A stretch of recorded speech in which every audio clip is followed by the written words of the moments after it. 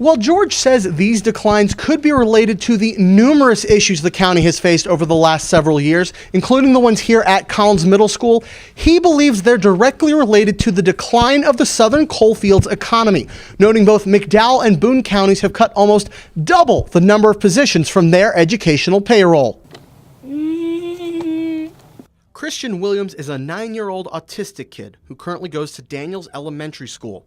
His grandmother, Elizabeth Brammer, says Williams is nonverbal and has trouble communicating what he wants. But what he definitely did not want was a school aide holding a paper towel over his mouth like a muzzle and smacking him with her open hand.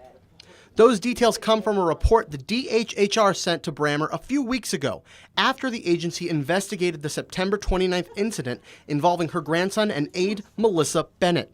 Brammer says the public needs to know what happened.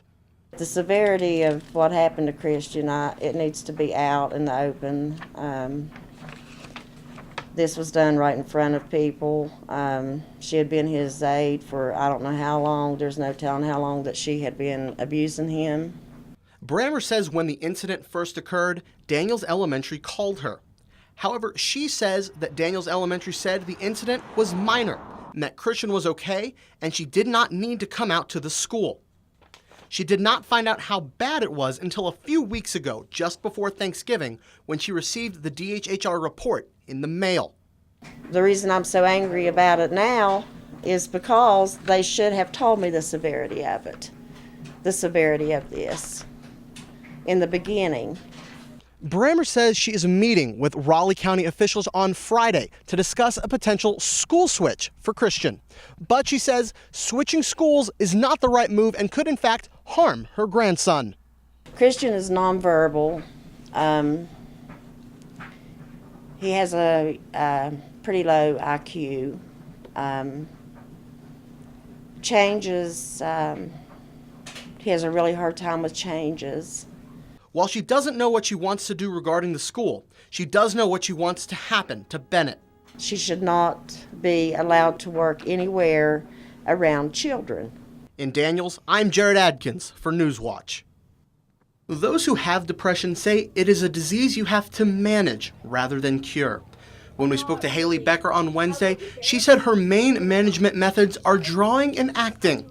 Roger Lockridge, who as a teen battled depression, says he found happiness in weightlifting as well as education. School for me was an escape. If I could focus on the classes, on the assignments, on the homework, whatever, it helped take my mind off of it. But for Haley, the exact opposite is true, especially when the usual school schedule changes. We do sometimes a 3-hour early out. There's like 600 kids and we all go to one lunch. And that for me is terrifying. Lockridge says it does not matter what makes you happy so long as you find the things that keep you in that happy place.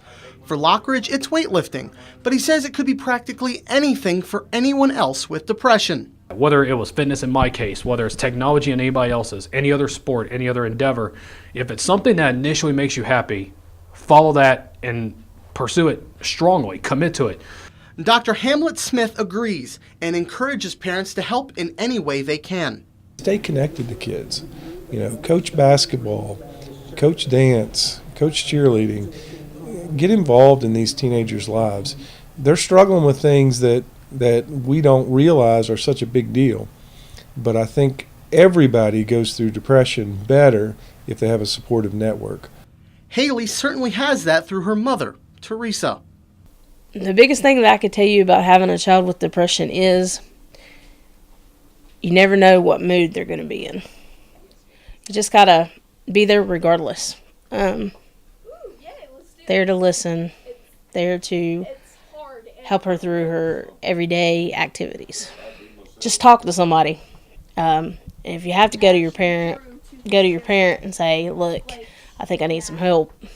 I mean, if you don't get help, it will lead to other things, horrible things, terrible things. Now, if everything does go according to plan, the old Golly Bridge field behind me will become the Greyhounds' new home turf. But why can't Valley continue to use WVU Tech's old stadium? The high school's home since it first opened in 1977. Even though the Board of Governors voted unanimously to move Tech's campus to Beckley, politicians in the audience say the fight for... Now, Massey says he has been to dozens of these recognitions over the years, but he says they have never and will never lose their importance.